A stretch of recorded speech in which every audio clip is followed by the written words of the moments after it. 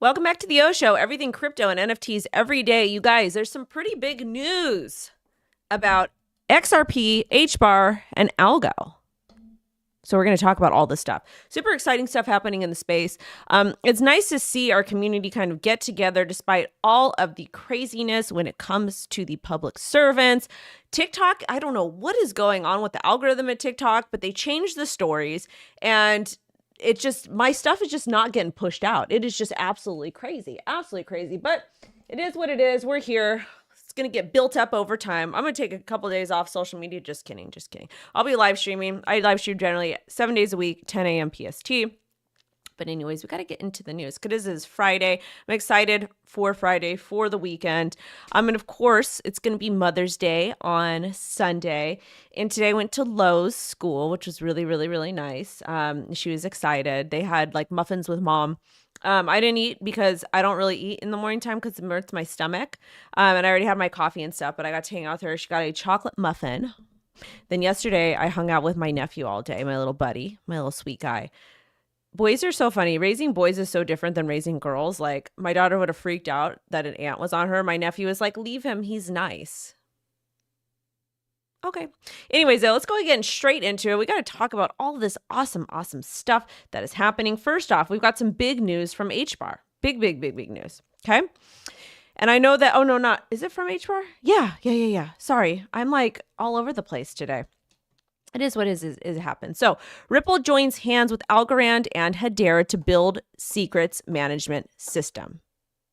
This is actually massive news because from what I have seen is that Ripple, Algo, and HBAR and Cardano's not listed in the story. Those are very big projects that are extremely popular. Very, very, very popular. So this is pretty massive news. So Ripple is working with Algorand and Hedera to revolutionize private management and recovery. This is a DREC alliance that aims to enhance digital asset recovery through open source protocol. The DREC protocol involves a network of helpers. I've got secret network on my mind because that's what we're using for SilentSwap over at SquidGrow. Anyways, we're planning some cool stuff for consensus. But friends are businesses who each hold a part of users' digital secret. Secrets are passwords and keys, if y'all didn't know. The system automatically adapts and changes, maintaining the integrity of the secret despite changes in the user's network. Examples of big losses. One large bank cannot access 25,000 of Ethereum worth over 700 million due to losing the password. And former Ripple CTO Stephen Thomas is locked out of a Bitcoin wallet to a forgotten password. His Bitcoin is worth over $441 million. So I think that this is incredibly important. Part of how we are going to achieve mass adoption is going to make it easier for people to be onboarded. It's going to be easier for people to actually utilize cold storage. But at the same time, our public servants are actually coming for cold storage. If you don't believe me, we'll get into that a little bit later. So this is all real. This is all happening. So overall, I would just want to know more about the tech because I don't trust other people and other helpers to have access to my private keys because wouldn't it make it easier to get into? But either way, these are three massive companies. They are crypto's favorites. So let's see how the community reacts. Would you use this service? I don't know if I would. I would actually prefer to have my private keys stored with like an attorney. I know that might sound a little bit crazy, or an attorney that's managing my trust, or I would prefer to just insure the thing and pay a fee every month. That's what I would feel comfortable doing, but to each their own. That's just me though. That's just me. But I do want to go ahead and chart. We'll go ahead and chart some of this stuff. Also, to you guys, we are partnered with CoinCatch and Femex. The ref links are down below. Not your keys, not your coins. So, and read the terms of service. You don't want to leave crypto there, that type of stuff. But let's go ahead and take a look at Bitcoin first. This is the Bitcoin weekly chart. We're not looking too terribly great, but overall, we're kind of just consolidating between approximately 65.8 and about $59,000. Taking a look at the daily chart, daily has failed to stay above the trend line we drew, so we're going to probably retest 59.2, possibly back down to $56,000. Now at the 4-hour chart, the 4-hour chart is kind of showing some indecision here, but we had a pretty nasty dump from this high at 63. So it is looking like some indecision. We'll kind of have to wait a little bit to see where this candle closes, but taking a look at, there's just not a lot of action happening right now. And it could be because it's the weekend. So let's go ahead and take a look at XRP. Let's see if we've seen any price movement. Any price movement over here? Reset the chart. Yeah, we're getting that breakdown. Hopefully we stay. Hopefully we stay in this little crappy channel that I drew over here. Hopefully we stay here and we hold. If not, we'll probably head back down to about 46 cents. Let's take a look at HBAR. Where is my HBAR? Is it here? Here we go. Is our HBAR chart over here? HBAR was not able to stay outside of this trend line. So it looks like most larger altcoins are going to be in a downtrend right now. That's kind of what it's looking like until we get a different type of move from Bitcoin. So HBAR does look, unfortunately, like it will get back down to about 9 cents. And then XRP, kind of similar story, heading back down probably to 47 cents. And algo, where are you? Algo is currently trading at 18 cents. I think I forget where I bought, but anyways, I made some good money with algo. Algo is going to hit about 17 cents. So unfortunately, we don't have anything too terribly exciting with the market. So maybe just call your moms this weekend, spend time with them, do all of that business, do all of that business. Make sure to smash a like and share this. I would appreciate that. Good morning to Mr. R, to Mr. Blocky, to John and Mo and all of the awesome people here. Appreciate you guys being here with me. Make sure to smash the like and share this. Now let's go ahead and get back into the news and see what else we got going on. This is important. 1.35 billion in Bitcoin options expire this week. Do the Bitcoin bulls or bears have the upper hand? So let's go ahead and take a look at this article. Analysts of options data from Durbit suggests a balanced scenario between bullish and bearish positions. While bears may have had an advantage if Bitcoin stays below certain price levels, bulls could benefit if support is maintained above $64,000. So right now, it's kind of a very interesting time especially when we take a look at the chart. Where did my charts go? Oh, of course, they're over here. It's a very interesting time. So I don't know. I feel like we're going to get down a little bit more. I also don't like futures because I'm not a futures person, but a lot of people like them. So I don't really have too much of a comment on this. I hope people don't get liquidated and get wrecked, and I hope we don't get too much market volatility, but at the same time, volatility is fun. Now our next story over here, Hong Kong's spot Bitcoin ETF saw second daily net outflows since debut. So basically this means that people are selling over in Hong Kong. And again, the Hong Kong spot ETFs were a lot less powerful than America. We were in the billions in America. I think Hong Kong was in the millions, hundreds of millions, or maybe less than that. So the 3 spot Bitcoin ETFs in Hong Kong saw about 90.16 Bitcoin leave the products on Thursday, according to SoSoValue. The trading volume of 3 ETFs amounted to 2.06 million on Thursday, down from 9.7 million on April 30th of their first trading day. So it basically means people are selling and taking profit. I don't know if they're going to be in profit or not, though, really, when you think about it. I don't have the Hong Kong spot ETF here, but we take a look at the IBIT. We're in a downtrend, so I guess they're taking a loss. I don't know. Kind of sucks, but it is what it is. Now let's talk a little bit about Wells Fargo, because apparently massive bank Wells Fargo, they are the 3rd largest bank in America. They own spot Bitcoin ETFs from the SEC filing. And again, I appreciate this, but at the same time, I wish that there was a different way for these. I wish that they can disclose faster, that we can see on chain, but it doesn't work that way. So basically Wells Fargo, they just disclosed their exposure to the Bitcoin spot ETF. Now, is this bullish or bearish? In my personal opinion, this is bullish. Why? Well, we see banks that would actually, I wonder if Wells Fargo is still in banking people. I know a lot of these big banks, they were in banking people if they had access to Bitcoin or if that was part of their business model. So that would be interesting to see if they were actually in banking people, but holding Bitcoin. So this is good. This is positive for the long run because it does mean that adoption is coming. But at the same time, it's still, a contradiction of Bitcoin's ethos. But hey, pump my bags. I am 100% with it. Now let's talk a little bit about Render. And this is from Gamer. Gamer actually called this and sent it to me, but I wanted to wait a little bit longer to cover it. So Render pumps 11% after Apple mentions Octane. A brief 3-second mention of Render's Octane software in an Apple promo video was spotted by traders amid Render already witnessing significant price appreciation since May 6th. And I believe Render is an AI token. So apparently, Apple's Octane is a 3D design software powered by Render Network.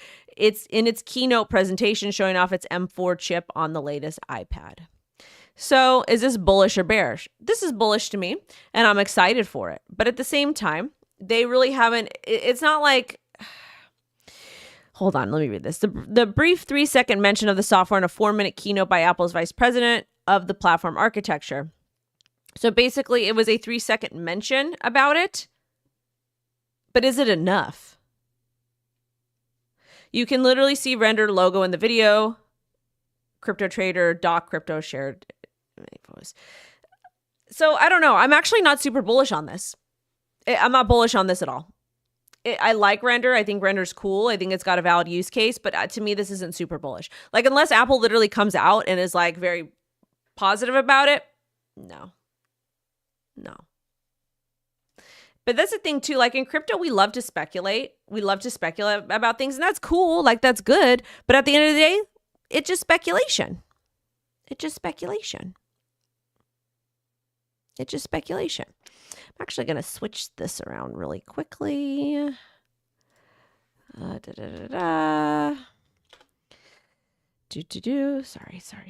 Let's see. All right. And also today I get to go to the dentist. I'm very much excited about that. Very much excited. And my tooth has been killing me. Now let's go ahead and get into this next story over here. So this is about base seasons over here. So this is from Franklin Templeton. They say that it's base season. So let's talk a little bit about what they're discussing over here.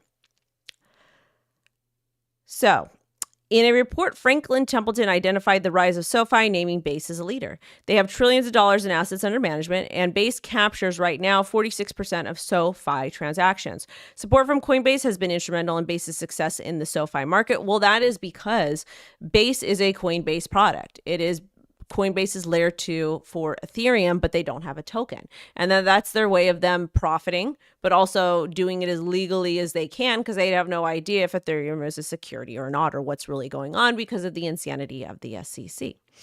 Also, Base's growth is fueled by meme coin craze, which again, on every single chain, especially Solana right now, we're seeing like a battle between Base and Solana take place. Base is now the third largest Ethereum L2 by TVL with 5.4 billion. And it took Base less than 3 months to grow from 1 billion to 5.4 billion TVL. And Coinbase launched Base last August and plans to decentralize it gradually. Next, we've got to give a big shout out to our partners of the show today, peaq. I've been watching them for a while. I told you guys we were going to be partnering with them, and I'm very excited to do so because they've been working really hard to doing some awesome stuff. So their native token, peaq, is now offered on CoinList. It is live. If you don't know what peaq Network is, it is a layer 1 that has been building through the bear market, and it is designed to tokenize machine RWAs. So basically, there's going to be a lot of jobs that AI is going to replace. We all know that. And it's going to essentially help with smart cities and agriculture and anything that is automated. And we will be doing a review on this as well. But I kind of want to take a minute and talk about AI. Okay. And they also have their pinned announcement over here that their token launch was on CoinList. And that's awesome. Congratulations to them. But I think it's important that we focus on the positives of AI. So we know that AI is going to capture quite a bit of jobs. We also know that AI could potentially take away income from people. But I feel like the people that are in crypto today, the smart people, the educated, the self-educated people, you guys, you and me and everyone else that is paying attention, we're going to be able to utilize projects like peaq to essentially profit off of AI. So we're going to have to play this smart. I do think AI is going to be detrimental to jobs, but we're going to have to figure out to work in the system. Okay. That's exactly what we are going to have to do. So big shout out to peaq, and make sure to follow their socials. Okay. Next story. This is from Mr. Tom Emmer. Gary Gensler's SEC needs significant reforms. I was a proud co-sponsor of 3 pieces of legislation authorized by Rep. Ann Wagner. 1, improve its prices for drafting and adoption regulations, increase SEC transparency to Congress, and improve SEC cybersecurity. Basically, this was a dig at the SEC when they got hacked. So if y'all don't remember what happened, prior to the Bitcoin spot ETF getting approved, somebody hacked the SEC's website, or excuse me, hacked the SEC's Twitter and posted it before it was actually announced to the public, and there was 90 million in liquidation. So Tom Emmer is literally talking about how ridiculous the SEC is, and he's kind of, it's like a backhanded insult. Now, taking a look at, we covered this yesterday. These are all the names that voted to rein in Gary Gensler's overreach, and Contrast to these young Gen Xers, the Dem Party leaders they defied with yesterday's vote, which is pretty interesting. And then they're kind of talking about their age. Biden is 81, Warren is 74. So it does make sense that we do need to get younger people in office, not just because of crypto, but just in general. Really, really just in general.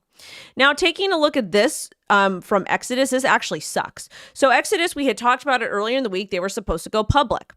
And they posted yesterday. Today, the SEC made a surprise last-minute decision that delays Exodus from listing on the NYSE American. We are deeply disappointed. Exodus will continue to empower customers all over the world. And they also said, we're hopeful the SEC will act in good faith. The SEC is not going to act in good faith. So basically, they had something that was going to go live. They had something that was going to go live, and the SEC said no, last minute, which is ridiculous. And this just goes to show that Mr. Trump was right. Also, President Biden's administration doesn't like crypto. They don't like innovation, and they don't want people to eat. So there gets to be a little bit of problematic behavior over here, okay? And I do want to kind of touch on the Kraken issue too, and it's important that we do talk about these things. I know they're boring, but Kraken counters SEC's legal interpretation in dismissal motion. Let's go through and talk about what this means. So Kraken filed a legal reply against the SEC's lawsuit because, again, SEC went and sued them, and they're suing everybody. And they denied allegations of trading unregistered securities. The reply identifies discrepancies in the SEC's argument and notes a misunderstanding of fundamental legal concepts. Kraken opposes SEC's claim that written contracts are required in investment agreements, emphasizing that contracts can be oral, express, or implied. The motion hinges on interpreting the SEC's jurisdiction using the Howey test, which defines a security based on specific criteria. 8 state attorneys generals filed a joint amicus brief arguing that the SEC exceeded its delegated authority in the Kraken lawsuit. So now we're getting some attorney generals, AGs that are coming into this, and it's good. The reason why this is good is because right now, again, crypto is under attack. If the current administration gets reelected, we are screwed. We're completely screwed. But it's nice to see people kind of stepping up and saying, hey, this is not good. This shouldn't be happening. Now, with that being said, let's get into Stand with Crypto. So Stand with Crypto sets up election war chest and backs candidates seeking open seats.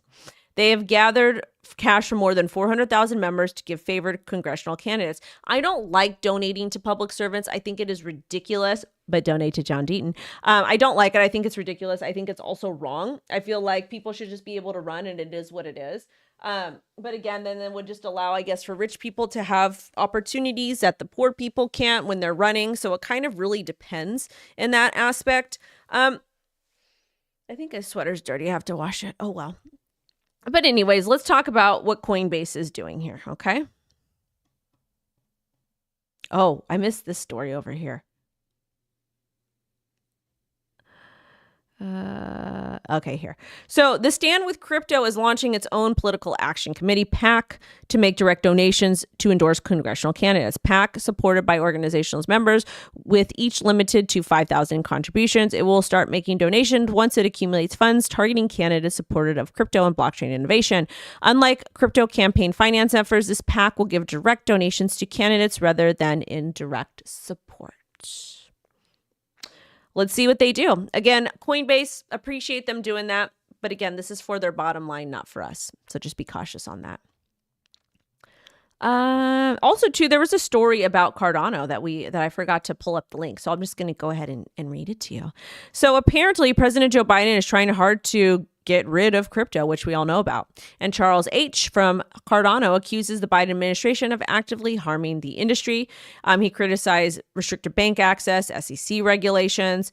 Biden's office also accused of obstructing legislation efforts supporting crypto, which is true, slammed the SEC for outdated laws to new asset classes, and contrasts U.S. stands with crypto-friendly jurisdictions like Singapore and Switzerland. And he said the Biden administration has engaged in a coordinated effect to kill crypto. The Trump administration had its issues, but mostly ignored our industry. And that's true. So what I'm actually seeing, I'm seeing a lot of people on crypto Twitter saying, oh yeah, Trump hated crypto back like 2019 or whatever it is. Yeah, so what? When I first heard about Bitcoin in 2012, I was not on board any way, shape, or form. Fast forward 2016, 2017. Yes, I got in end of 2017. People can change. And again, you have to remember, we weren't as built out as we was today that we were in 2019 and prior. So I'm going to give Mr. T a pass. The B administration have time to make changes, and they just refused not to. They just absolutely refused not to. Okay. 'Tis what it is. Shout out to Mr. Bootyhead. Good morning, Queen. I just wanted to tell you to have a blessed day. Yeah, Mr. R, I like peaq. We've been talking with them, and that's why I was so glad to partner with them. They're freaking awesome. They're awesome. Love partnering with awesome people. All right. So Jimmy Kimmel is an idiot, but we all knew that. Anyways, let's read this over here. So Jimmy Kimmel on Trump NFT prices. So apparently, or excuse me, Jimmy Kimmel on Trump NFTs. So the prices double as Jimmy Kimmel calls collectors freaks and suckers. Floor price of Trump digital trading cards doubled to $434. And that just goes to power sometimes when you get canceled. The fact that mainstream media has canceled Trump multiple times, but his trading cards pumped, that's wonderful. We love to see it. We absolutely love to see it. And again, all sides are bad, but I'm just picking the least threatening to me. And also F the current administration on Title IX. If you don't know what it is, look it up. But let's talk a little bit about ordinals. Ordinal sales elevate Magic Eden to top NFT marketplace, surpassing Blur by 108 million. I like Magic Eden, so shout out to them. And again, ordinals are not going anywhere. They're going to continue to get better and better over time. It has been ordinal season. It hasn't been NFT season, even though ordinals are essentially NFTs, but they work differently. So they're not called NFTs because they work on the blockchain differently. And it is what it is. An ordinal is an inscription on a blockchain. An NFT kind of just lives there. So I'm happy. I love it. I own ordinals. I got the Ninja Pizzas, the Rune Stones. I got a bunch of other airdrops, the puppets, all kinds of cool stuff. But anyways, yeah. Ordinals trading makes up 70% of Magic Eden's total volume, and the broader NFT market saw a 13% decrease in total trading volume in April, despite a 20% increase in sales. Bitcoin collections experienced a 32% increase in trading volume, which makes the Bitcoin blockchain with the highest volume. I absolutely love to see it. We are making Bitcoin fun again. This is a very upsetting story. This U.S. citizen that is detained in Nigeria, Nigerian government apparently is asking for $150 million in ransom. If you don't know who it is, this is a Binance employee. Our public servants had done nothing. They've came out and done nothing. They've done nothing. They've said nothing. I believe this man is a veteran as well. So basically, Binance was operating in Nigeria. Nigeria says, we don't want you to operate here anymore because you are threatening our native currency, the Naira, I believe. So Binance sent these special forces guys to go down there, which are no longer in the military, I believe, and they're just kind of helping Binance with compliance. And Nigeria people, the government unjustly arrested them, which is absolutely atrocious. It is horrible that happened, but our public servants did nothing about it. And there's also threats to transfer him to a T-held prison. And Binance CEO Richard Tang criticizes Nigeria's actions as setting a dangerous precedent. Richard, unfortunately, you're probably going to have to pay that ransom and get him out of there because the Biden administration won't do it, even though he's an American citizen and former federal agent. This is upsetting. We always try to get not only are we sending billions and billions of dollars of foreign aid places while our people are struggling here. And again, I'm not discounting anything that's going on in the world at all, any way, shape, or form. I hate war. I hate conflicts. I think it's absolutely atrocious. But we're at a place in America where there needs to be something done. Really, really something done. And it's upsetting to me. It's hurtful. It is upsetting. And the fact that this guy he's an American citizen and he was former federal agent. He worked for the government and they don't care. I don't know. It is what it is. It just sucks. So just food for thought. Also, big shout out. India stopped flip-flopping. Binance Kucoin win registration from India. Anti-money laundering regulators' crypto credibility improves. Kucoin paid a fine of $41,000 and Binance's financial penalty is still to be determined after hearing with the FIU. This is amazing because shout out to all my audience that's from India because I know I got a couple of you. But the reason why this is amazing is because India's government keeps flip-flopping on crypto and now they're finally getting it together, it looks like. So hopefully they don't ban crypto again or Bitcoin again. The fact that KuCoin paid a $41,000 fine and they can go ahead and operate in India. There's quite a few people that live in India. They've got a massive population and most of their people are super tech savvy. So I love that for them. Other platforms are still banned in India. Kraken, Gemini, and Gate.io. They're negotiating with regulators, and OKX and Bitstamp plan to exit India. Offshore entities registered with AML unit remain blocked even if negotiations have started. So that's unfortunate, but hopefully these people will in fact get it together. Get it together. Thank you so much, John. I appreciate it. Let me see. Anyways, you guys, that's pretty much it for today. It's a short show. It is Friday. I got to go get my mouth fixed because it hurts. And then I'm just going to chill this week. And I'm still going to be streaming, putting content out, but I'm going to take some me time. And then, of course, on Sunday, get with my little baby and have a great time. Anyway, sending everybody love and light. Make sure to smash like and share this. WendyO is out. Bye-bye.